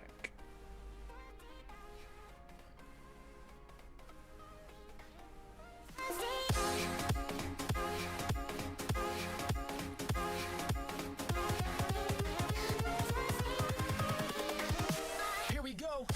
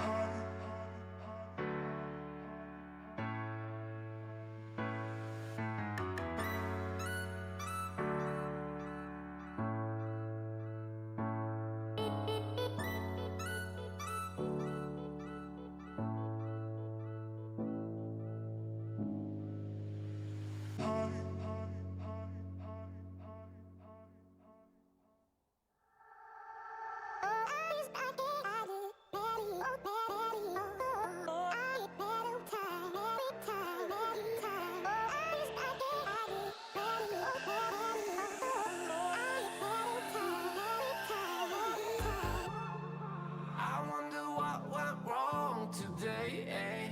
Why do I feel like I linger? Linger between the words to say, eh? To say the words to remember. Now we're here to take control over your body and over your soul. We're gonna take back everything and lose it all. Lose it all. Lose it all. Feel it in your arms. Feel it in your legs. Feel it on your fingertips and feel it in your head. Just let your body go. Just let your body go. Just let your body go and move to the rhythm.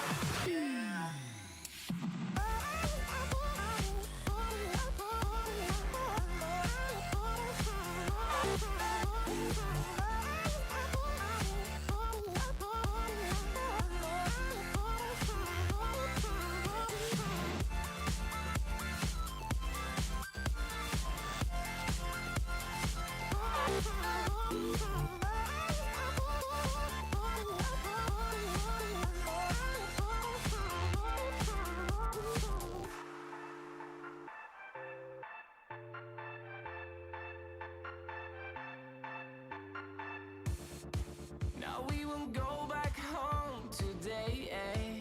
Until the very last hour. We still got few more days to slay, eh? It's gonna get so much louder. Now we're here to take control over your body and over your soul. We're gonna take back everything and lose it all. Lose it all. Lose it all. Feel it in your arms.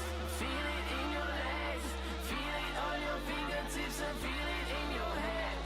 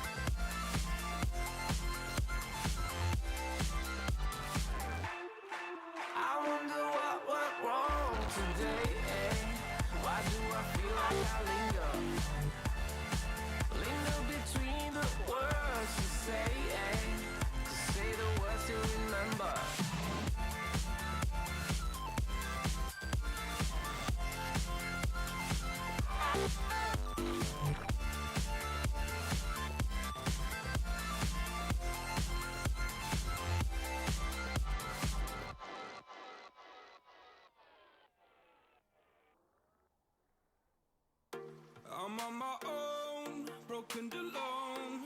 I feel the rain crashing down all around this empty town. I'm searching for the lost and found, but you don't care, you're unaware. Keep moving like the scars aren't even there. It's in the air like a blazing flare. Don't stare 'cause the flames will burn us. I thought you were the one for me. That's why I gave you everything. Held you close by the stormy seas. Oh, you meant the world to me. I used to kiss your head when you cried for me. Hold your hand while the pain was over. Keep you warm by the roaring sea. You meant the world to me.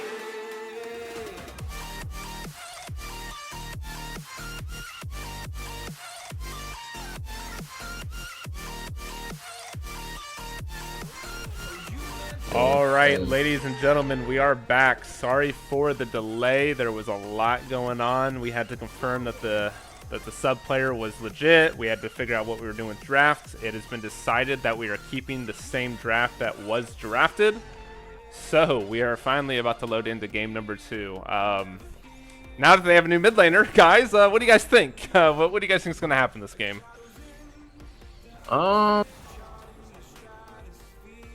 Well, I hope you can play any. Yeah, I mean, Alive, I think he's a Masters player from last season. I remember him playing. He's a decent player. I remember when he I think he was on Imagine Cloud last season, right? I don't know. Do you remember Frostbyte? I think he was, right? I don't remember this player pretty too sure much. He was on Imagine Cloud. He was like their ADC towards the end of the season. He was pretty good. So knowing that, I'm pretty sure he'll do pretty well. Anyone can play literally anyone. So I think with that upgrade in the mid lane, I think FFZ have an even better shot at winning this. I mean, you went from someone who looked really shaky in the last game to now someone that is significantly better. So I think FFZ with their draft and their upgrading skill in the mid lane, I think they have a better chance. Do they give him a way bigger odd of winning? I need to see how they play with this person, right? Because the downside to getting this potential upgrade is that they have no synergy with this player, right? Yeah. They have no synergy. Maybe he's never played any in his life, so you actually don't know these factors. So it could actually be hurtful for FFZ to have this player in. We'll have to see, but yeah, I think it should be better for them. I would be very surprised if players don't know how to play Annie. It's such a very basic champion to actually pilot, but there is still a skill level that Annie can provide, so we will definitely have to see if this player can provide that skill that is needed for FFZ, especially with Annie not being the focal point of the team, but is a very big factor in what her team can do, because she is one of the key pick setups with her stuns, and her ultimate stun that can happen in team fights is very crucial. Yeah. I think that's one of the biggest cooldowns you're gonna want to keep your eyes on in this game is Annie Flash, right? It's just literally what the champion is locked in for. It's flash Annie ult, and then it instant engage and one shot potential on a person, right? Yeah. So I think that's one of the really big cooldowns that you have to keep your eyes on this game is Annie Flash, and then of course the cooldowns on the 3 really important cooldowns that are ultimate cooldowns. Actually, I would say 4. I think the most important one is Shen ult, I think, right? For the side of Maria's Dungeon, and for the side of FFZ, it's going to be Camille and Nocturnal. You could say Renata too, right? Because that's their kind of get out of jail free card. If you don't have that, then if an engage is botched or a fight's bad, then you don't have that opportunity to buy yourself a couple seconds to disengage. So keep your eyes on that. Annie Flash, Camille ult, Nocturnal ult, and Shen ult. And right. Renata ult. Galactic, any final remarks before we swing it off to a break while we load into the rifts? Yeah, I mean, I agree with everything that David said. I think you explained it perfectly. Really excited for this game, and yeah, I think FFZ has a lot of carries potentially, which is really, really nice compared to their previous draft. So really looking forward to seeing what they can do. Yeah, really hoping for a good game. All right, well, we're going to swing it off to a break. I know we just got back from one, but we do have to load into the Rift. We will be back with you guys in about 3 minutes. Don't go anywhere.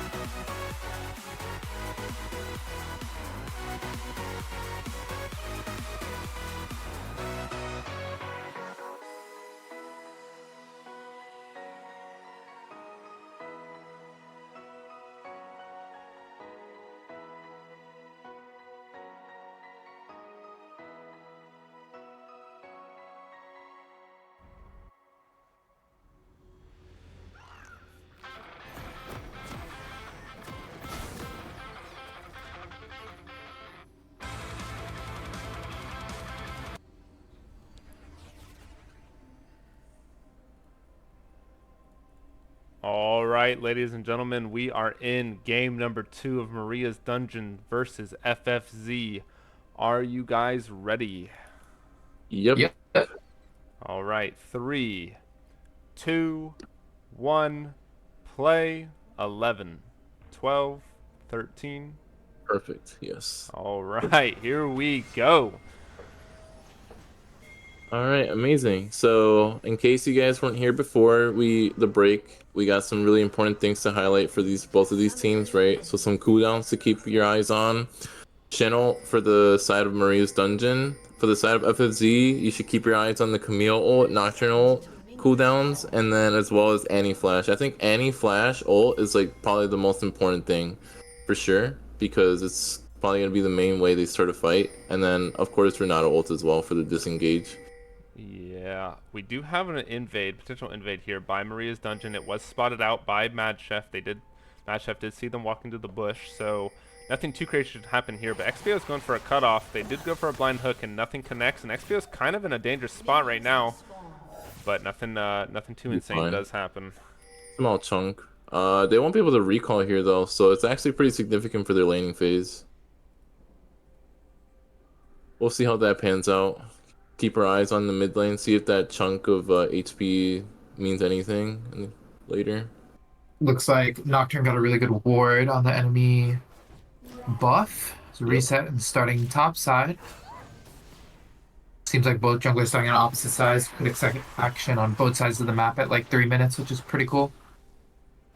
Honestly, hey Galactic, since you're the jungler here, Prabhu, so what do you think of like the Zinzal starting like bot side, right? Wouldn't you want to like start top side here and then end up bot?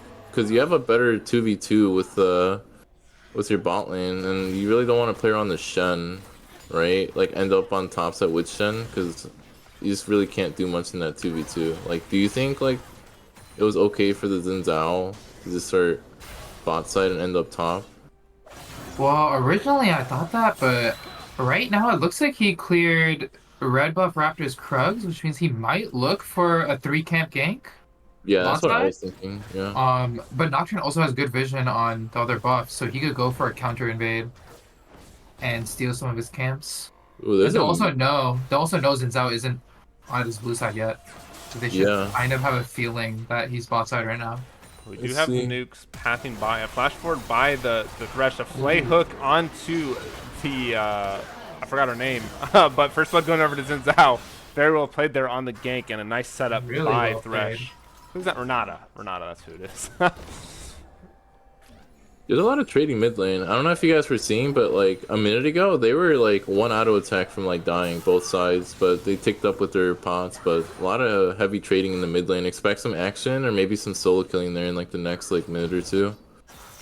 Yeah, it seems like Nocturne is also about to finish with this full clear, so he'll be looking for a gank. Could be mid, could be bot river. Ooh, a flash out of alive there. XPO very nicely positioning that ball. Forces the flash out by alive.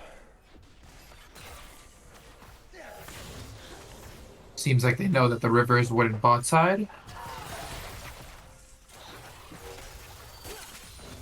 Would have TP blown by Annie, but there is a 3-man gank about to happen onto this Orianna. Orianna does have flash, a nice Camille E to get the stun on there, followed up by the Annie E, and that's going to be dead XPO to Just Relish.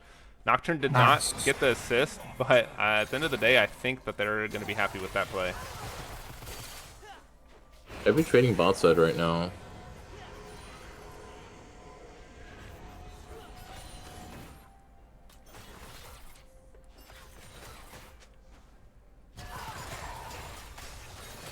Oh, a nice Q by the Renata. A nice WE onto the Kai'Sa, and that's going to pop the heal out of Kai'Sa there. Some good laning, honestly. Some good plays early game. They're like, see, the problem last game is FFZ was like flopping over and kind of just rolling over and dying. But that was also due to the draft. But it seems like they're fighting back pretty hard, making plays. That's good to see, honestly. Yeah, Annie is taking a little bit of a chunk here. The Orianna does have mana. Crucially, Annie does not. So she's a little bit of a precarious situation, not having CP either. Yeah. Very hard for Maria's Dungeon spot lane to actually play this lane without jungle assistance, just because the amount of peel provided by the Renata and the poke that Ezreal can pop out onto champions like the Thresh and Kai'Sa, who are both very low-ranged kind of fighters. Yeah. Honestly, I have a feeling we should keep your eyes on the mid lane matchup, because I have a feeling there's gonna be some action the second both turn level 6 here. Like the Annie is really squishy here. She could get solo killed by Orianna now here. Yeah, see, the jungler has to hover. Orianna has hit level 6. Kotre is probably here to help shove this lane. Annie does need to get a back off as soon as possible. And there we go. We do have Nocturne hitting the wave. Oof. It's kind of dangerous too, right? Because if you're both here and then the nukes comes here for randomly, you could get into a situation where you both die. But Thankfully, that doesn't happen here. Yeah, and it is a needed risk there from FFZ that Annie could not get out of lane just because of the amount of pressure Oriana could put down. So being able to shove that lane is very crucial for the tempo that FFZ can foster through that mid lane and jungle. Yeah. Coach Ray did a really good job with helping Annie get that reset that she really needed, get the lost chapter. Now she'll be able to like sustain herself in lane and also trade a little bit better with Oriana, which is really good. Yeah, she is. Annie does lose a nice miss hook there by the close. Thresh. Annie does miss a whole wave because Oriana is still being just such a great champion at shoving waves, but it's something that she has to do just because of the trades that she took and the early TP that had to be popped out. Looks like something might happen in the river The here. junglers fighting for this scuttle. Yeah, crucially, Shin has hit level 6, so it's going to be a lot harder to get placed here. Nice hook onto Zerathai. The W does connect by Kai'Sa, but no further fighting has happened. Yep, alright. Now Camille's level 6. So we're getting to that point where critical cooldowns are starting to be leveled up now. We do have Annie up here. Oh. Camille has ultimate. This Shin is going to be stuck in there. Annie does have the stun. Tibbers goes down, and that's going to be a kill onto Maria. Annie securing that. It's a good play. Obviously, it comes with sacrificing mid, right? You sacrifice plates and CS and stuff for the mid laner, but Oh. I mean, honestly, Xin Zhao. Nukes is starting to fight on Annie. Annie's Tibber is still alive with the stun. Nukes is getting chucked here, but a flash forward by the Xin Zhao does not connect the kill. The Camille stun does save her. Fear going down onto Oriana. Yeah, That's Oriana, so a well Shin ulti played. pops. This is now If a they can get the 3v2. shot play. Just- They should keep going. What are they doing? Just Relish is full HP. They are getting the health. Annie's a little bit out of this fight, letting Tibbers do as much as she can before Tibbers times out. Mad Chef is arriving, but it looks like they're going to not continue this fight.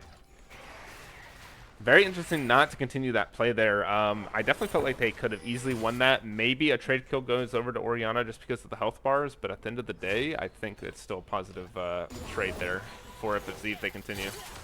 Yeah, I mean, the Oriana had ult, so I think someone would have died 100%. But I think if you get the kill on Oriana, it's pretty huge. Especially if it goes on the Camille, which she was the highest HP person there for FFZ. If someone else dies, but she gets gold, it just accelerates like the top lane carry even more, right? Like this matchup will literally turn the second she gets Divine Sunder. It's going to be impossible for Shen to hold her. Yeah, right, so Xin Zhao is up here. Camille needs to be careful. A taunt goes down onto Camille. Camille is kind of a little bit stuck here. She can't get an E onto any noticeable wall. A knock up by the Xin Zhao, and that's going to be a shutdown going over to Xin Zhao. Very well played there, layering the CC. Yeah, a little bit overextended, a little bit champion blocked, yeah. unfortunately. Okay, seems like the mid jungle duo is heading over top though. Yeah, Nocturne ulti They're is not crossing up. the ward though. I think they know. They should start Rift here. They got the tempo here. Well, no, mid lane's shoved in already, so they can't anymore. But they need to. They can regain it by shoving mid or making a play mid. Oh, Yeah. a nice smite there by Coach Ray does secure it, but Special Shield popped early. A hook onto Ezreal, but nothing's going to be happening here. Coach Ray's going to get chased here by Xin Zhao. XPO is looking for a ball. Does it connect? It does. And he is here, though, and he can deter them here. Oh, a nice escape there by Coach Ray. That was so greedy. Living Just with them out of ult. pair. Oh, two-shot barrage going out. A little bit of an anti-synergy there by the Renata. Oh my gosh. Kind of pulled in Defiance out of two-shot barrage's range. Alive just got ulted on by Oriana here. The Xin Zhao goes forward to flash over the wall. Can Annie get out? She does have the stun. Tibbers go down. Does not stun the Oriana, though. And this is going to be Annie dead over to Oriana. Yeah, I think now with that, I think Maria's Dungeon should start to rift here. They have the tempo. They don't have the enemy team doesn't have a mid laner. But with that being done, maybe depending on like what bot lane looks like, maybe you can start the dragon as the side of FFZ. But doesn't seem like they have any intention of doing that.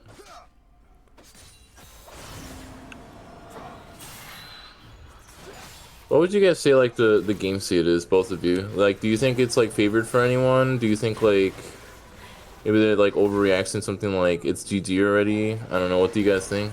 Oh, I think hold on. A nice hook onto the Ezreal. Ezreal is away, but goes right into the Thresh's ultimate. A Nocturne ulti is popped.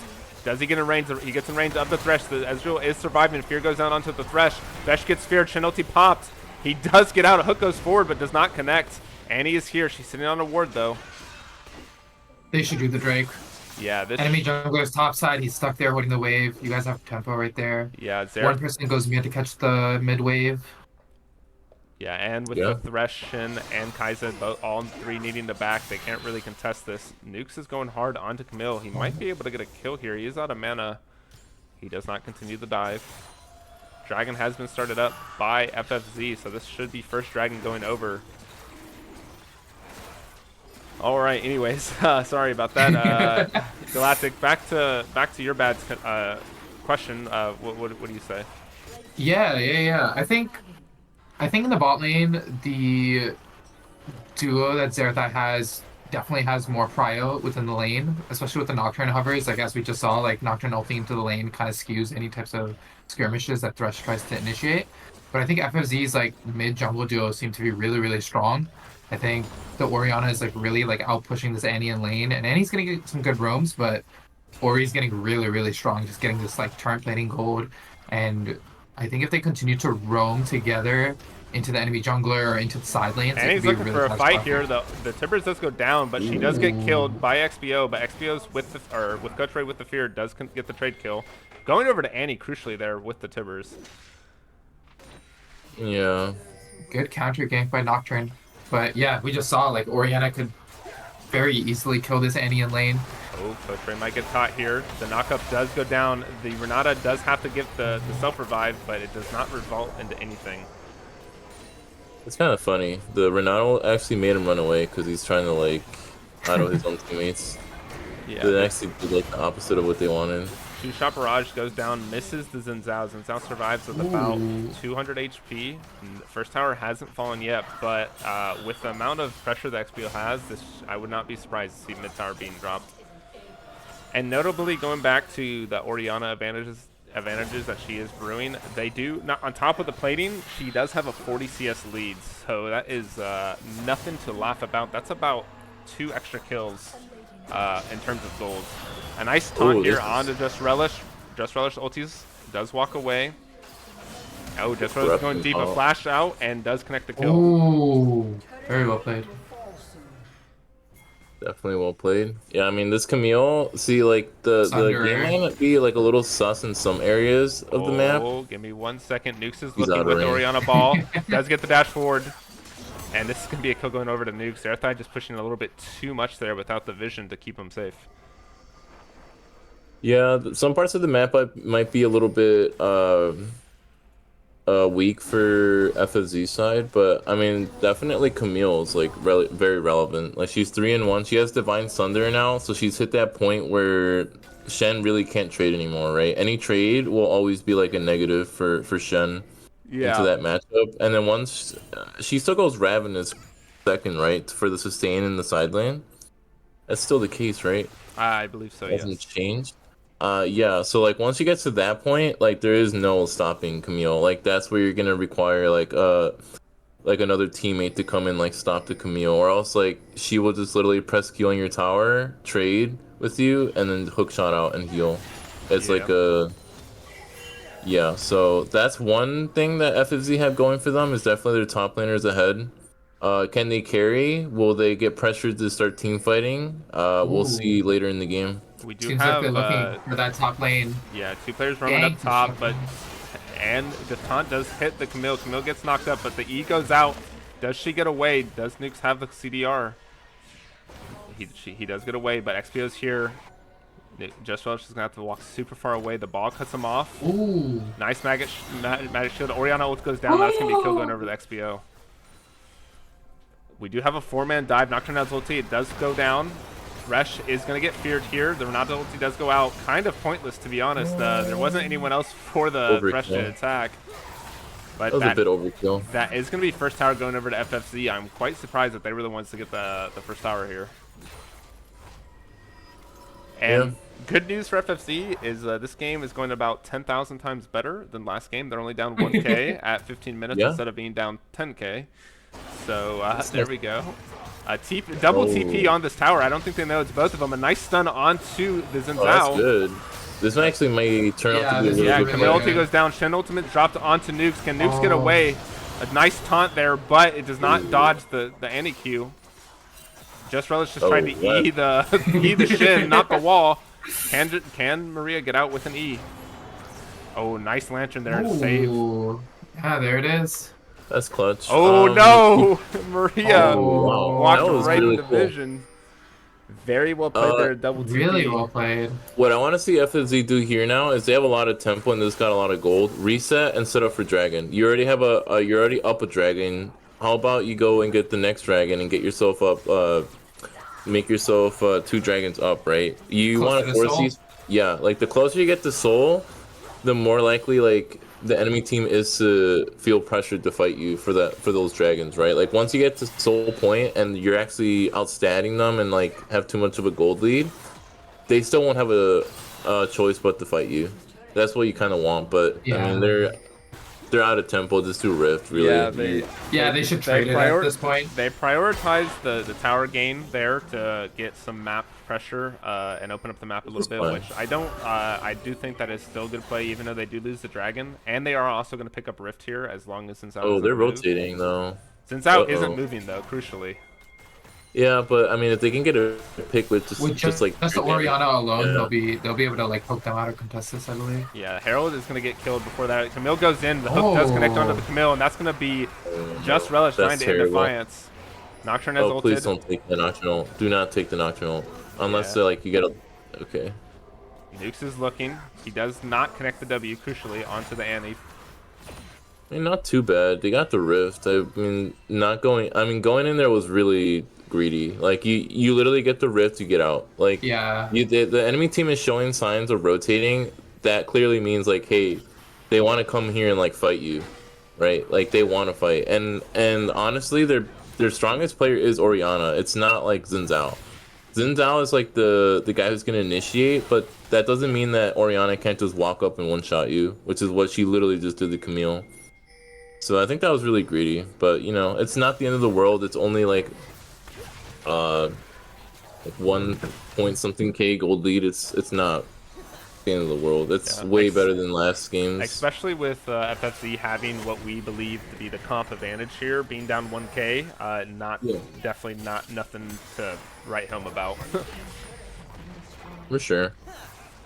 Good siege mid going on right now with the Herald that they acquired earlier. Don't open up the map a little bit. Yeah, that is going to be all tier 1s going down across the board here. So the map is very open for a lot of plays. So vision is just became that much more important.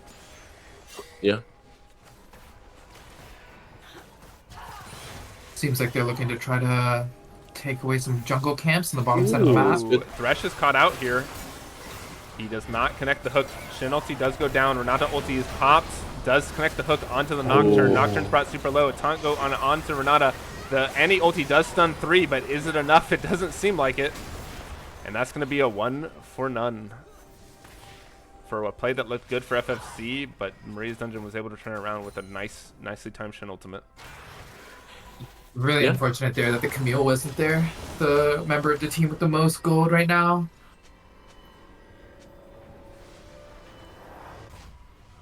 I mean that they're kind of having like a couple fumbles now. I think FFZ need to kind of take a deep breath and stop like inting. Like they're like the more they die, the more they give an advantage over to the enemy team and more likely for them to win. You really don't want to be doing that, right? Like your comp is way better now. Just literally sit back, catch waves. Oh, nice. Really good. There's ultimatum on top of the Orianna. There is no Shin ulti to save her. This is going to be dead Orianna over to Annie. But an invade is happening on the top side onto Coach Ray, and he's going to die to the Xin Zhao and Thresh. This could be a tier 2 going down for Maria's Dungeon. They do have the Camille pushing, and Zerathai is able to hold this this mid tower for them. So overall, Baron right now with 3 people bot side. Yeah, jungler is down. Baron has been started by Maria's Dungeon. Looks like they're going to have to give this unless Zerathai can make a heroic steal with his ultimate. TP going out by the Oh, Annie. they're gonna contest. I Camille think, also has TP. They can contest this. Annie, yeah, but the Oriana's gonna TP as well. This is Yeah. gonna be. This is gonna break Oh. this is gonna break the game. Okay, Oh, they're never getting mind. off. They're getting off. Okay. That's double smart. the double TP does push them away, but those are two pretty significant cooldowns to lose. Yeah, Definitely. but I mean, I think you have to do it right. Like, if you give Baron this early, I think the game's broken open. For sure. For sure. Using TPs to shut down the Oriana's lead, I think, is really, really important. And now they can get control of the side lanes, get the vision ready for Drake. I think it's good to slow down the tempo of the game for Maria's side. For sure. Now, can they actually team fight though? That's the question. Because I'm looking at like the levels, and for the jungle and mid duo, they're both down XP. I don't think they're ever looking to team fight with the comp that they have. They have the Camille and the Nocturne, both very proficient champions at making picks. And to be honest, Ezreal and Renata are two champions that are very good at stopping full-on commitments in terms of like a 3v5 that could break out in mid lane while they do have the split push set up. So I don't think that they're necessarily looking for team fights ever. They're looking for a number of advantages and when they can really make use of the Camille and Nocturne ultimate. All right. Well, keep your eyes on the flash on Annie though. She does have flash, right? We all know what flash Annie will do to a backline. Annie Ooh, isn't Kai'Sa. spotted here. Nocturne ulti goes down to the Kai'Sa. Kai'Sa flashes a little bit too early. Oh, wow. Gets the ultimate over the wall. But Wait, why? Where was the Annie? What? Annie didn't have her stun up, so she didn't want to pop the ultimate. Oh, they're looking for... No, that's so unfortunate. I mean, that could have been like the dragon. Yeah, Shin is But- top lane. Shin does have ultimate and TP. Camille is on the flank. That could be TP enough to deter them. TP Okay, is coming they're gonna in. fight. They are Camille fighting. needs to Renata press flashes the back ults line. forward, does connect onto the Oriana. The Camille Oriana goes onto the flashes. Oriana. The Hextech Ultimate goes down onto the Oriana. That's going to be a dead thresh. Shen ulti Camille is on super Oriana low. as well. Zinzao ults and kicks the rest of the team away, and Coach dies as a result. But it is now a 4v4. Nice double taunt by the Shin, and that is going to be an absolute cleanup by Maria's Dungeon. It's just Zerathai, but there are a lot of members low. Can Zerathai kite this out? He does have the Qs. XPO super low. E forward by Zerathai. He has to watch the Shin taunt. Another nice Q there by Zerathai. It's just Shin with some HP. Zerathai might be able to solo carry this. No, they can't do this dragon. This is so dumb. Do not Ezreal is literally the perfect champion for this like situation, I think. Yeah, Ezreal ulti's about to be up. His ultimate is up. He has True Shot Barrage. He's away from. Ooh, very close by the True Shot so Barrage. close. Zerathai played that very well after his team died. He was really trying to get in there, but the healing from the jungle items. Ooh, an E connects onto Zerathai. Can he get away from the Zinzao? Flash goes out. Nocturne ulti is popped. Does not scare the Zinzao, and that's going to be a kill over to the Nukes. Oh, Whew. That was a fight and a half. A lot going down in there.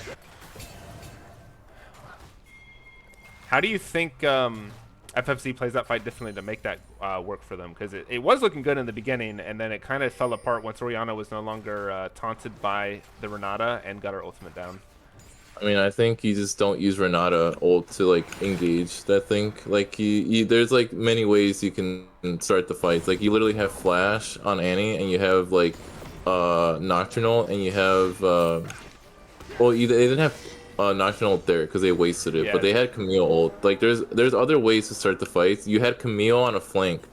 Like they had the window to like team fight without requiring like a lot of their cooldowns to be used Ooh, like a that. nice knockup by Nukes to stop Just Relish from getting over the wall. And this is going to be a solo kill going over to Nukes. Wow, that's just sad. Yeah, FFZ are kind of fumbling right now. I think they're just making too many mistakes. Ooh, XPO does get Oh, caught wait, by the good. Renata Q. That's going to be a dead XPO. That's good. Nice Okay, Nocturne no, ulti onto the Kai'Sa. Kai'Sa gets saved by the Thresh's Lantern, but gets stunned by the Annie. Can she get away? True Shot Barrage goes down onto just the Thresh. And this could potentially open up the Baron here. The Zinzao is spotted on the bot side. wow. And I don't think Defiance has enough HP to contest this. Dukes needs to get back fast. They don't have key ultimates though. Renata ulti's down. Nocturnal is also down. Annie's ult is up though. She's holding that stun. Hook goes down Zinzao's onto coming. Annie. TP down from the Camille. Nocturne's going forward. Does get solo killed by the Kai'Sa. Thresh hook misses onto Camille. Camille gets engaged on by the Zinzao. Does she have the HP? The E goes far. Connects the Sun onto Shin, but does not do any damage. Zinzao goes forward with the WE. Flash forward by the Thresh here. And that's going to be them getting chased down with the Orianna TP coming in from the flank. And that just turned a Baron fight into something absolutely detrimental for FFZ. No, I think that's game. I think that just opens up the game like that. I think like after this, Maria's Dungeon's gonna recall, obviously spend your gold, and then you're just gonna just take all the towers on the map. Yeah. Yeah. I mean that. We do have a 7k gold lead right now for Maria's Dungeon. They do have the lane pushed up mid. There's only 2 members alive right now, so this might be a mid tower going down. More gold shoved into the pockets of Maria's Dungeon. And the level gaps are starting to show. I feel like if they were even on levels, these fights are going a lot closer. But, I mean, you have a 3-level gap in the jungle, a 2-level gap mid, and a 2-level gap in the AD carry role. All of those roles are very important to stay similar levels for tempo. Yeah, I mean, they're just getting outstatted at this point. They don't have the stats for the gold to keep up anymore, I think. The only way I can see FFC pulling this off is numbers advantages. They really got to be fighting on these side lanes, get Camille to get some solo kills before they start anything major. Zinzao's here with the flank and the Orianna ball. He goes forward, a nice double Orianna ulti with the Zinzao's assistance. And this could be a game-ending push right now. It's a 3 alive, no range damage other than alive, but alive only has 2 items. Alive does have the flank here. Nocturne is here with ultimate. Nocturne ulti is popped. Zinzao goes onto the Camille. Nocturne ulti onto the Kai'Sa, and he gets a nice triple stun there for a burst onto the Kai'Sa. But Nocturne goes down to the Orianna, and he has to pop Hourglass. Can she get away? Nice hook timing there by Thresh, and that's gonna be just Relish dead. 2 nukes, and this is game. Very well played there by Maria's Dungeon. They really played their comp well, and once they started getting those team fights in their advantage, they tore it open. Yeah, I mean, like we said, I mean the draft was better on FFZ's side, but you know if you don't have the hands to pull it off, you won't be able to win. Like Maria's Dungeon is just a better team overall. All right, that concludes game number 2 and the series between FFZ and Maria's Dungeon. Who do you guys want to give MVP for the series on the side of Maria's Dungeon? I would say probably just Nukes. I mean, Nukes, he's like the driving force for their team. Like Expo was like really notable too, I think. But I think like Nukes is like the driving force for anything that happens for that team. I think he's like the carry, and if he does something, then like, yeah. Like he's the one doing everything for the most part in terms of proactivity and getting leads, and he's their carry. So I think Nukes is their MVP. All right, we will see if we can get Nukes in here. Hopefully Maria can help us with that, and then we can ask him some questions, and then we'll conclude stream.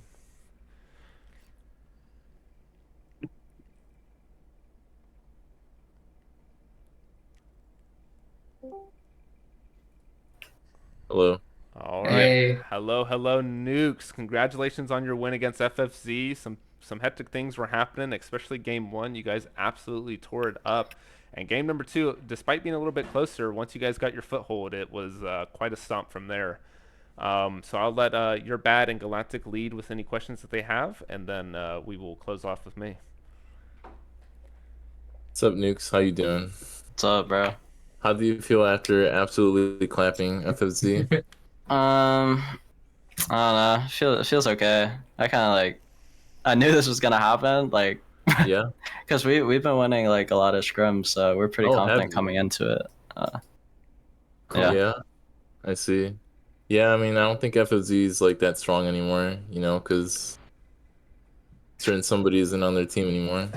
Wait, this is the guy. This is the Challenger Jungler team. Yeah.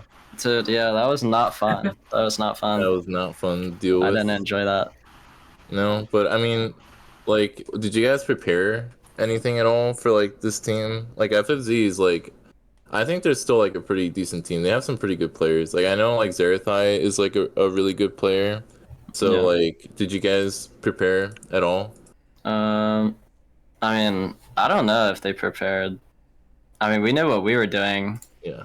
and then we wanted to ban Ziggs. I think Maria did some preparation on that. I didn't really help with that. Yeah. But yeah, our Okay. plan, we just like ban Ziggs, and we just pick what we've been winning with, so that's what we do. All right. Yeah. Galactic, do you have any questions for Nukes? Yeah, for sure. I was gonna ask, how did you feel about the 5 bans on your jungle picks? How was that? Wait, Did they you feel? did? Yeah. Yeah, I Yeah, think they it's like did. 4 or 5 bans. Yeah. They Oh, literally yeah. banned 5 junglers, I think the second game. I mean, it happens kind of, you know, most of the time. But honestly, they banned some champs that I don't even play, so Really? yeah. Mm. It Because happened. like I don't play Jarvan, like Yeah. I'm not a pussy, you know. Nah, no Yeah. offense to Jarvan players. Jarvan's broken. I just don't play him. I see. But So I guess they don't really know what to ban because I don't really like play jungle. So, Nukes, So with your invade heavy style, or from what we saw in game one, how do you feel the jungle changes are quite shaping up the meta for your role now that we're on live patch with those major changes that happened? honestly, I don't even notice anything.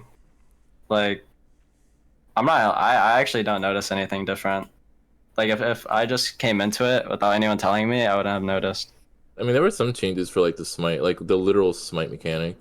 Oh I no, think I you, definitely noticed that. It's very noticeable. Did you notice at all like the higher HP on camps? Because like you're looking at like HP changes of over 1,000 on a lot of the camps, like No, Gromp. no, yeah. I do notice that a little bit. I still don't know if I would like notice it because I'm picking champs that can like clear pretty well. So I don't like personally notice it that much. Okay, okay. There's like I'm not picking the champs that would get hit by like mid game like clearing camps. Mm. Most of my champs that I play can like clear pretty fast anyways, so Yeah, they're like and pretty good during this like all the jungle champs or camps Yeah. being buffed. no, Alright. I think Like Talia can just shred through caps no matter what. yeah, I think that's been. I think kinda Tanks like, got hit like the hardest though, and like Lee Sin kinda, because he's not very good at clearing. Yeah, Fast, at least. Yeah, I think jungling, or I think like farming junglers, I think have been like the thing for the most part for a while now. Yeah. So, I mean, it's cool that you play those champs. I mean, it means that you're like pretty much set up to like carry versus like other junglers that are more facilitative. Yeah. All It kind of right. sucks though for some drafts because like I only play carry champs, so you know when we need a Jarvan, it doesn't really come up. You know. I mean, you can play But other. other than that, carry champs though. Yeah. I mean, you can still gank like on. I mean, you just play Zinzao. Like you can just be as active as a Jarvan would. Obviously, Yeah, you I can't like going be crit active. Zenz though. You like going crit Zinzao. I saw the essence rebirth.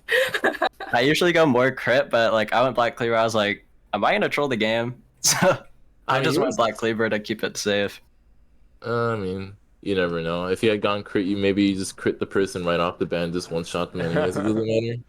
True. I mean, That was the plan. They're kind of squishy. Does he need to one-shot anyone though when he has the Oriana ball right on top of him? Just that Okay, Oriana's yeah. damage. Was When we absolutely dove, they insane. literally disappeared, bro. No, Like, that was cool. Yeah. I did not expect it. Like you literally just went under there and just like one shot them. I was like, huh. I actually disappeared. Ori's kind of broken right now too. All Yeah, she right. got like yeah. So Nukes, you got any shout outs you want to do before we conclude stream? I guess I can shout out my team, and Expo's pretty decent, you know. Yeah. And Pixel Wolf, you know, gotta shout out her too. Of course. All right. Well, we are going to conclude stream here. Thank you for everybody for joining us, and we will catch you guys this Saturday with the start of week 2 in BTL season 15. Hope to see everyone there. Yup.